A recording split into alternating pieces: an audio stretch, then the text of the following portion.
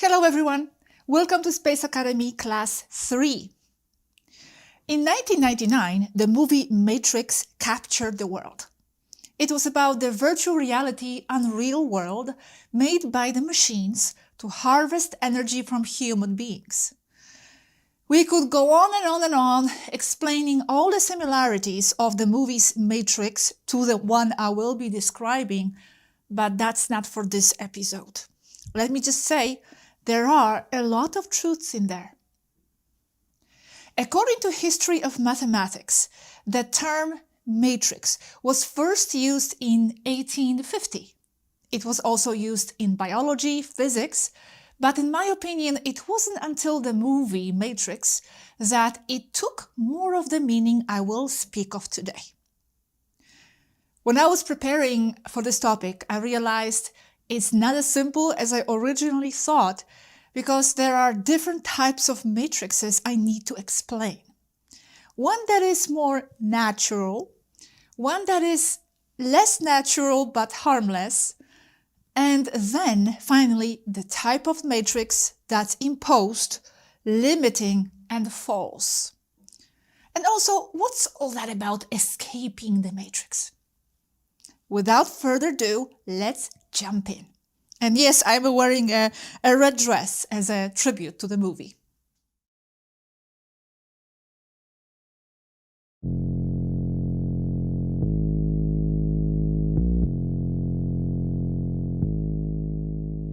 To start, and in the simplest way, the matrix is what could be called rules and belief patterns of any specific group, culture, realm, and, importantly, our attachments to them. Like a video game with set rules to follow, particular web of agreements to abide by. Remember perception agreements from the previous class? As we said there, perception agreements are a set of shared beliefs between two or more people. Well, in short, those perception agreements are precisely what forms the matrix. It is the matrix. The ideas and terms created for each group and realm. Now let's look at different types of matrix. I mentioned the natural one. This will be the one to do with the physical, biological realm we are in, and the organic laws that keep all the material life together. Having to breathe, go to the bathroom, the fact we see through the eyes, that we need to walk to get to places, that we can't cross walls, experiencing reality within the narrow band of perception our physical bodies and biology give us. It's all based on innate material matrix laws, rules of the game for human beings, many said to be unchangeable and unbreakable, such as the rules of matter in physics. If you are somewhat familiar with concepts such as energy, don't worry if you're not, we will get to it. You might have already heard that all matter is energy. So the fact we are perceiving a lamp, for example, as such, is because we have an agreement to see the lump of that energy as hard matter, a lamp. But it's all just energy. Laws of this realm. Agreement with whom? Well, we will get to that as it concerns spiritual concepts, but let's just say the agreement taking place on a deeper level of the game of life, one we are not aware of consciously. Like the written code in the video game that has a law that will impose on you that you cannot walk through walls. In this sense, the whole universe and our life in it is a matrix full of these types of agreements.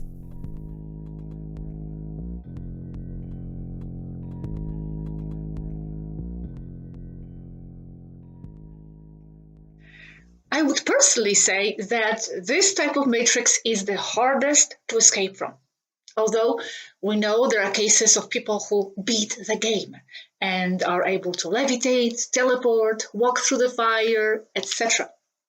In the end, it's all mental because all those agreements, no matter what type of a matrix, are always perceptual, mental. Some just more deeply ingrained in our subconscious than others. And by the way, me saying that this type of matrix is the hardest one to liberate from is also a mental idea. It may not be the hardest for you.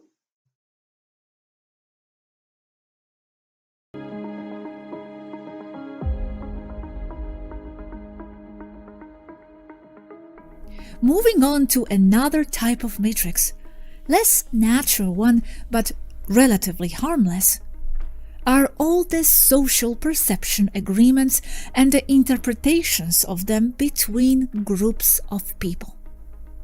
The group can be as small as 2 people, creating their own mini sub-matrix, or it can be a larger social group, each with their unique set of ideas to live by, like those who are into goths wearing black and cowboys wearing cowboy hats.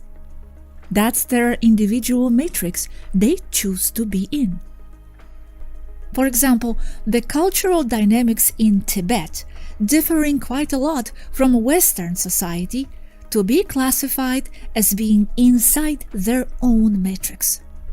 Although obviously, they would have many characteristics in common, both belonging to the larger planetary matrix and its ideas, like not crossing on red lights, saying good morning, wearing clothes, etc. For example, if we take a chair and how it is viewed by different species, we see they all live within their own reality matrix. A simple chair is, for a human, a piece of furniture to sit on. It is a bed for a cat, food for a termite, and a mountain for an ant. So the matrix is what we all perceive using the shared interpretations we've agreed on with other beings occupying the same world we are in. If we all perceive and agree the chair to be something to sit on, in our shared matrix, that's what the chair is then. That's the rule of the game, of our shared reality. There is nothing wrong about the chair being used for sitting. It's just an idea all of us agreed on, since we all have bumps we need to sit somewhere. That's why I said this type of matrix is less natural but harmless.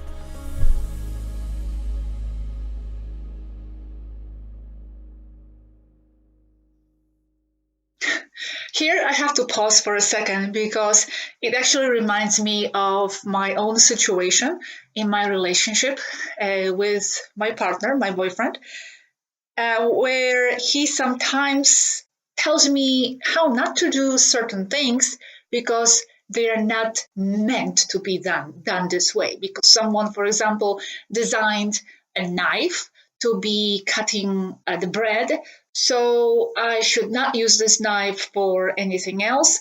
Or, for example, if there is a cup and that cup is meant to be a teacup, so I should not put anything else in it, like a juice or whatever else, because someone actually thought about it and designed it this way, and it's meant for the tea. And I'm always very rebellious this way, and I always say, well, who says that this and that is made for that just because someone designed it this way? Well, let's repurpose it. Let's give it a different meaning. Like with the example of the chair. Okay, we agree the chair is to sit on, but there are a lot of things that we can like repurpose.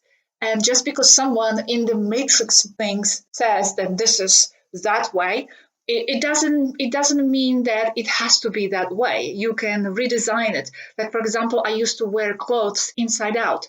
Not really outside, but sometimes around the house, because for me, it doesn't really matter that much. And then he would say, well, someone actually designed it this way. This is the left and this is the right. So that's the rule of the game. That's the agreement we have. But in my personality, I have a tendency to break through these social agreements and just repurpose things my way. But anyway, the side story here.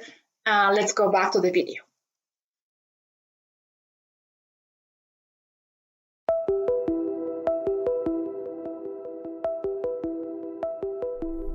Okay, so far so good, right? Nothing wrong about living in the Matrix. We all need shared perception of things.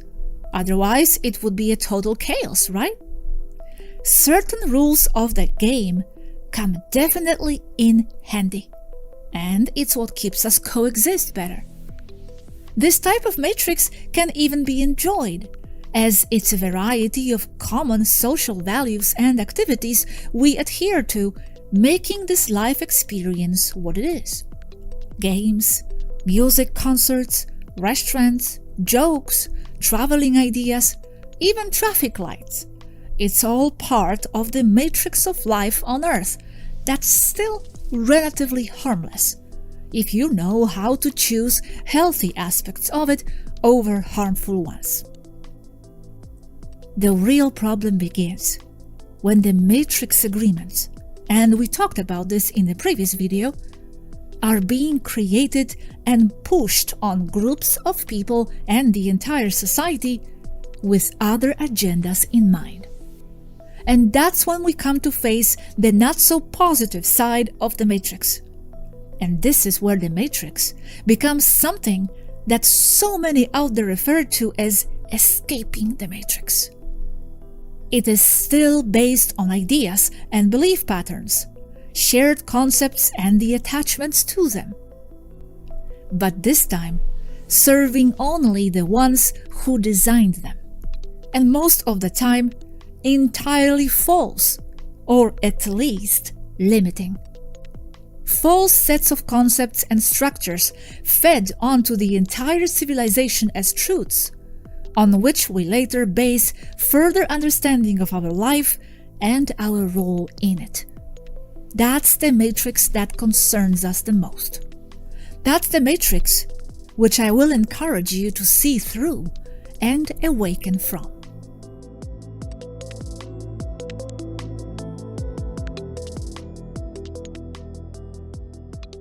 This imposed matrix locks our awareness only into what it wants us to see. Moreover, the ones who control it behind the scenes want to convince us that it is all there is. Remember that it is your perception and the interpretation you are giving that perception that truly matters, like interpreting the chair as something to sit on. And in today's Earth culture, controlled beyond belief, we are guided to interpret that perception with the set of ideas the Matrix has been imposing, and for millennia. The ones in control of Earth affairs have done a tremendous job with the formation of this false social matrix, and they continue to do so. They have to impose their lies with a lot of congruency so they can be believed by the masses. And so they must do everything possible to dumb down the population and deny them the tools for free thought. The population must be indoctrinated into how to behave and how to think, and the younger the age they start, the better. They must be a collective of workers constantly concerned with survival and having their basic needs met, never finding the time to think on their own. One of those accepted matrix rules is to obey the people who are in some sort of authority position in the social hierarchy. As that hierarchy is formed, so is the concept of that authority position knowing better, holding the truth and correctness. Therefore, we should obey, be it because they hold some kind of knowledge, scientific evidence, or political power that enables them to simply impose the truth because they say it is. This means that as time goes by within a civilization, whatever is considered to be truth, and therefore whatever is registered as history, will conform to those who had the power to impose those facts as truth. The people in power will impose what they want the people to believe, and that will be what is registered as truth. And that is the Matrix.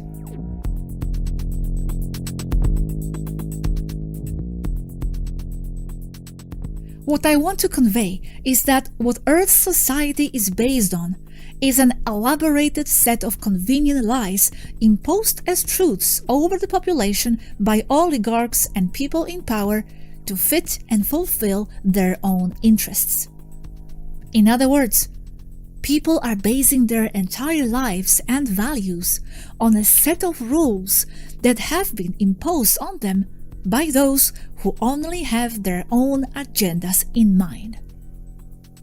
People have founded everything they live by on a nicely packaged collection of lies, and most of them don't even know it. And that's what's called living in the Matrix. Mostly unknowingly, they cooperate with it, sustain it, in prison of their own minds, and sometimes no way being willing or ready to be unplugged, choosing only what is familiar and safe.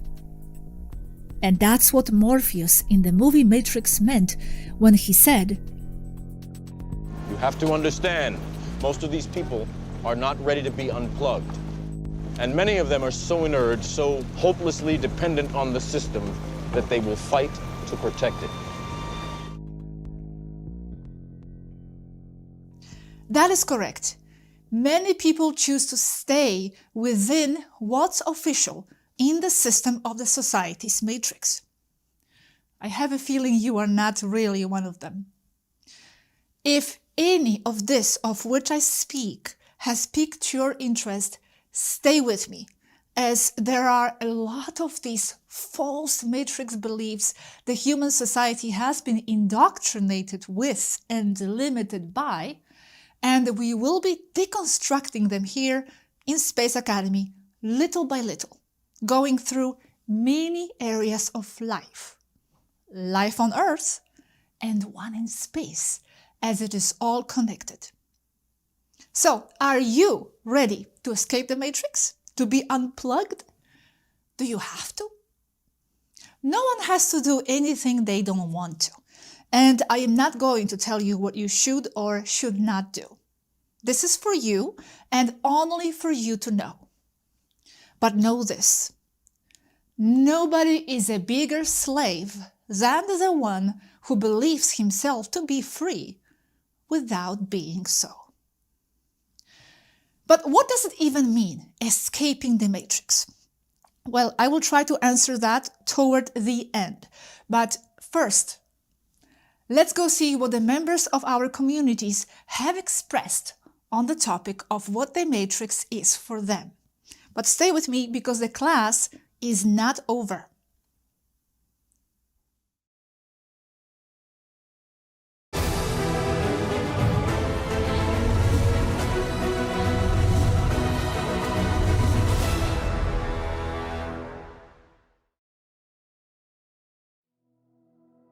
To put it short, I think the Matrix is the collective consciousness and the collective subconsciousness of a group of people. And usually I think the Matrix is a global thing. But if you want to think of it that way, any group of people has their own Matrix.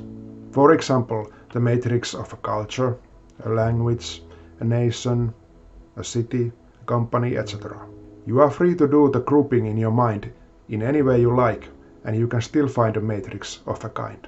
I like to think that the matrix consists of thoughts, feelings, values, traumas, customs, beliefs, basically anything emotional, mental or spiritual. But that is only my point of view. You can think otherwise. And although the matrix includes both the collective consciousness and the subconsciousness, I usually emphasize the subconscious part. That's because I see the subconscious has much more influence on people's choices, behavior and lives. I see the matrix as an energy and vibration-based psychosocial construct. It's like a thinking and behaving entity of its own, a bit like an anthill or a beehive. Every single participant in the matrix has an influence on the whole matrix. If you change yourself, also the whole matrix changes a little bit. If you can change the perception and the beliefs of many people, you will create a bigger change in the matrix. The other way, the matrix also influences individuals by defining limits to what people think is possible or acceptable. It is almost like the matrix has an ego of its own. It has the tendency to protect itself and resist change. This is why people feel it as a restriction, maybe a frustrating, limiting factor for our life choices.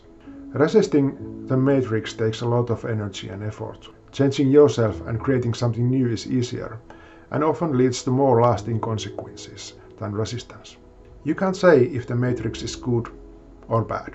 It's a natural phenomenon. We can't escape it.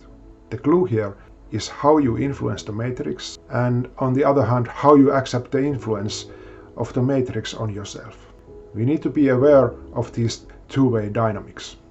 If we make more conscious choices and less subconscious or misguided choices, we will naturally steer the matrix to a direction that is healthier for all the people, not just for small interest groups. To me, the matrix are the rules, spoken and unspoken, that we live by. They are the guardrails that limit where our brain goes, what we're allowed to think. And it really keeps us contained and it keeps us predictable. The matrix I view as our institutions. So our medical system and our financial system, our educational system. I'm going to talk about our financial system, and specifically, I see the matrix as an artificial mental construct, and money being a perfect example of that. Money has no value in and of itself. It is a token that represents value. And there's a wonderful book called The Creature from Jekyll Island by G. Edward Griffin. And he talks about how the Federal Reserve was established. And we are not taught about the Federal Reserve. And we are not taught about fractional reserve banking or fiat currency. But money is just a token.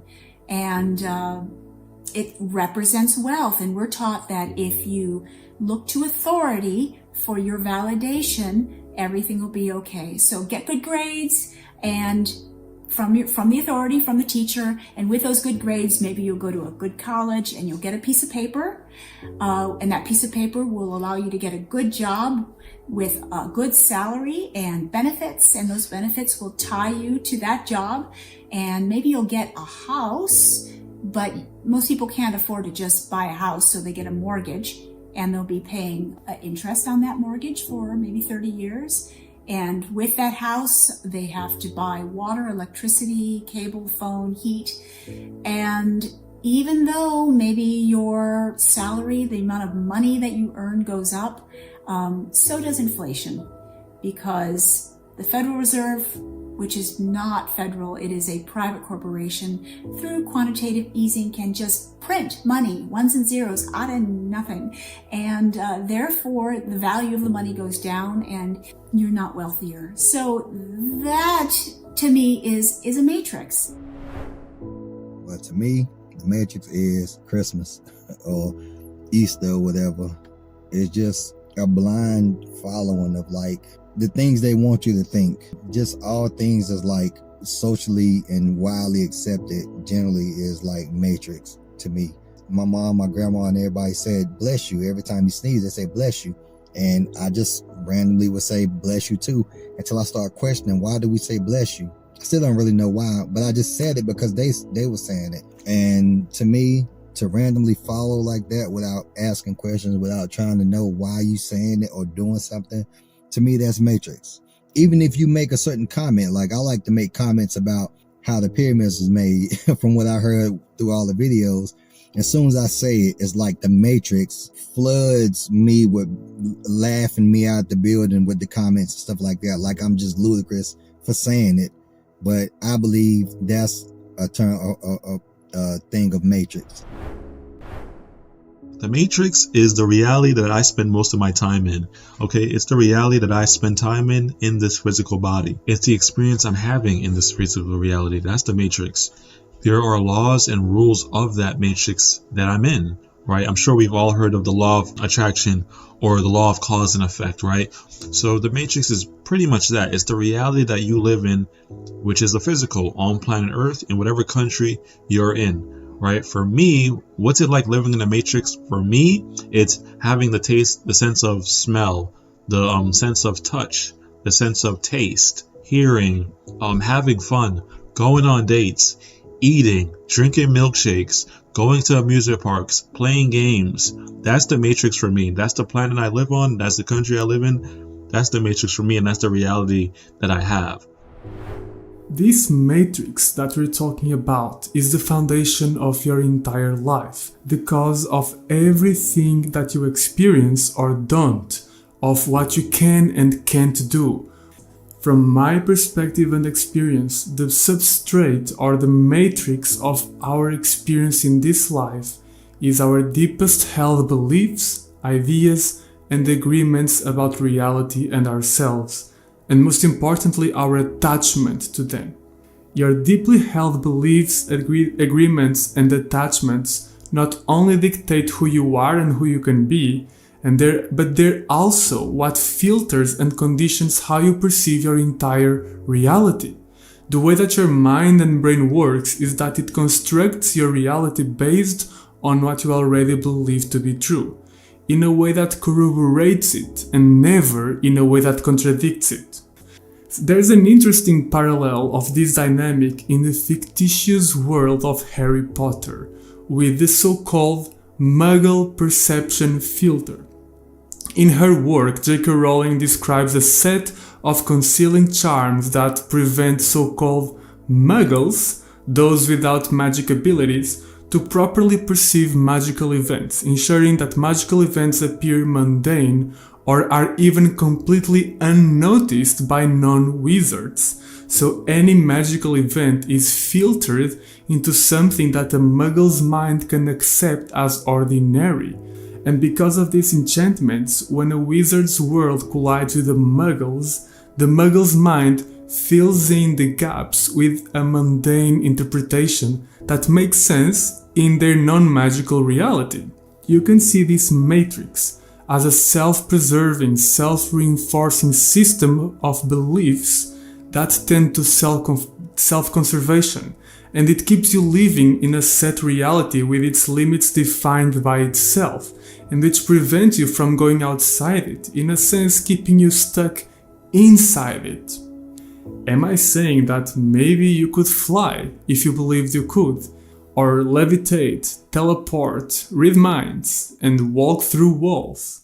Well, that's why I said that it's about your deepest held beliefs. Your reality is not shaped necessarily by those more surface level beliefs and ideas, the ones that you're conscious of, although they have an impact too. The truth is that for the average person, your unconscious is vastly larger and superior than your conscious mind.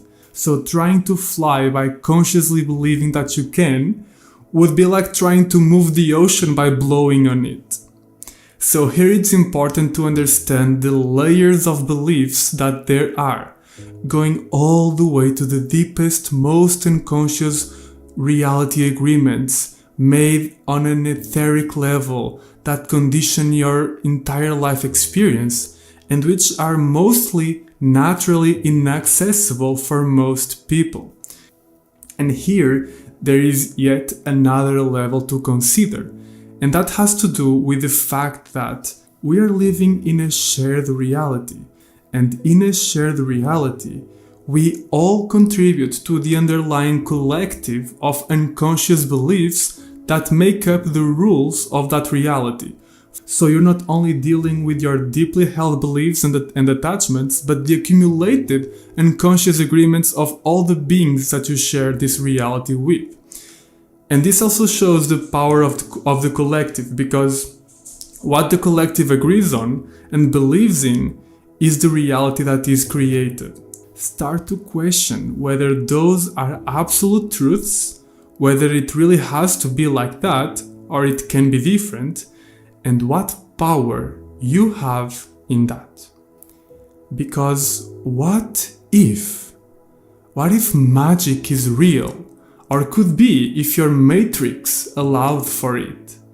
What if you've always been telepathic, but you could never access that part of you because the matrix you're immersed in tells you it isn't possible? What if it's possible to heal yourself in ways that modern medicine would call miraculous? What if this isn't the first life that you've lived? And what if death is not what you're told to fear? What if there's life beyond the places where it's officially said to exist, which is just the surface of this planet? For just a minute, I invite you to imagine the following scenario. Imagine you are a terribly selfish and evil being who only thinks of himself, and you knew all this about the Matrix and how it works. Most importantly, you know that it's a person's matrix that manifests the life they live and what they create. And you know how that power is exponentially increased with a synchronized collective of people all living from and contributing to the same matrix. What would you do in your evil and selfish geniality to create for yourself the world you desire to have? Wouldn't it be a brilliant idea, brilliantly evil, to control and manipulate the perception of such a collective of powerful people in a way that it makes them create a matrix that aligns precisely with your selfish interests?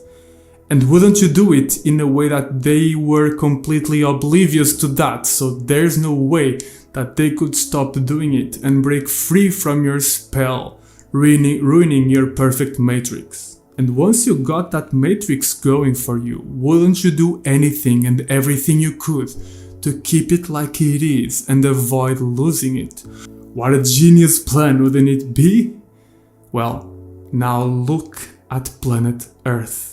So I hope you understand the depth of the situation you're in, but most importantly, I hope you start to understand the role and the power you have in it. And your next question will likely be, okay, then what can I do? How can I live or escape this matrix? And that's where we will go. But starting to see is already breaking the matrix, as your previous matrix functioned on the basis of you not seeing how it worked.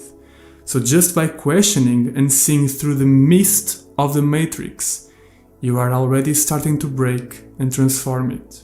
And that no one can do for you, because your matrix is your matrix. Even though we're also all part of a collective, you still live in your matrix, so there's nothing to escape from, as the matrix is not like some prison that is imposed on you. Rather, it's a self-created system that, if you're not aware of and in control of, it can and will function like a prison.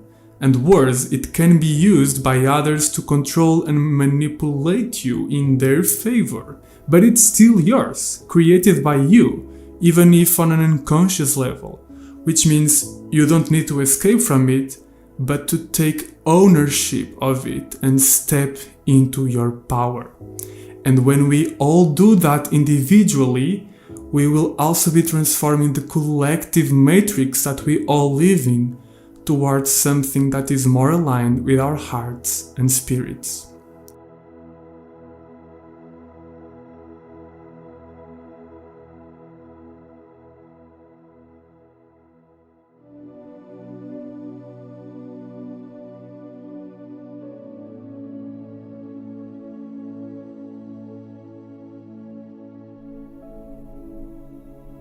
Escaping the false matrix is daring to question the veracity of what is imposed as truths. To truly escape the matrix, you must live a life that very few would understand, and you must face being alone. You must form your own unique criteria and learn to protect your values. The more things you have in common with what is socially accepted and agreed upon, the more you will be inside the matrix.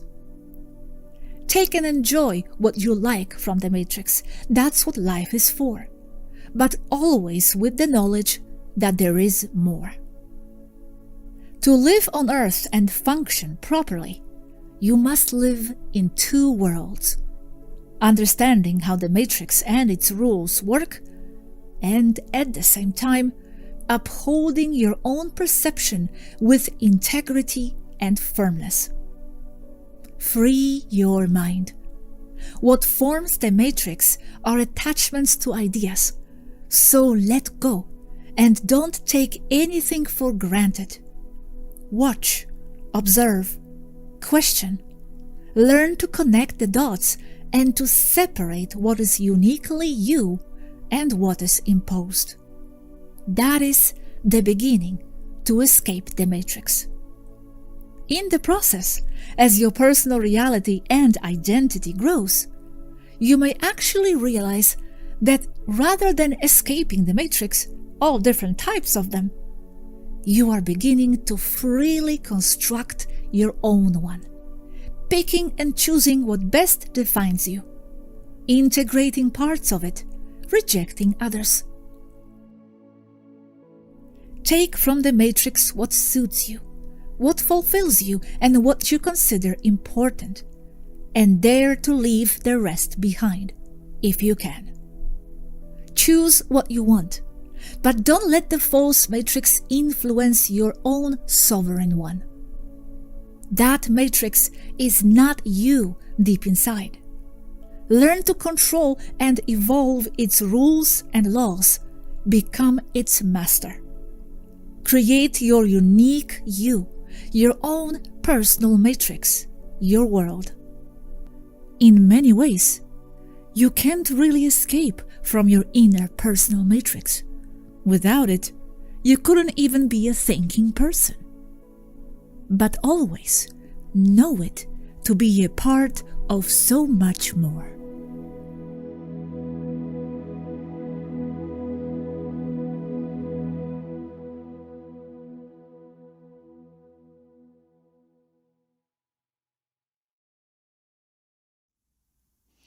To be a part of so much more.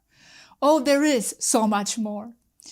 The matrix I'm telling you about, for one, doesn't just end here with the socially accepted paradigms of reality in a commercial Earth culture. The game actually extends in many directions, and you will know what I mean as we move along. But for example, it also reaches into the so-called more awakened circles. What do I mean by this? Okay, so you started to question reality, connect the dots, you go exploring alternative media, and you think you are more free, right? Well, yes, it's definitely a start, and I'm so glad you did. But now, here is the trap. The ones who control the matrix and the society from behind are not that dumb. They already know where you will go to seek more answers. So what do? Invade those areas too. And one of those areas is the New Age movement. This is important, guys, and that's why I'm going to go into this in the next class. I know it's frustrating, but unfortunately, the matrix is set up this way, to trap your attention into more and more constructs, always wanting to guide your hungry and awakening spirit. Well, I will share with you what we at Space Academy know about the dangers set up for you out there in some of the New Age circles. And then you will decide how to proceed. Until the next time, guys. Bye.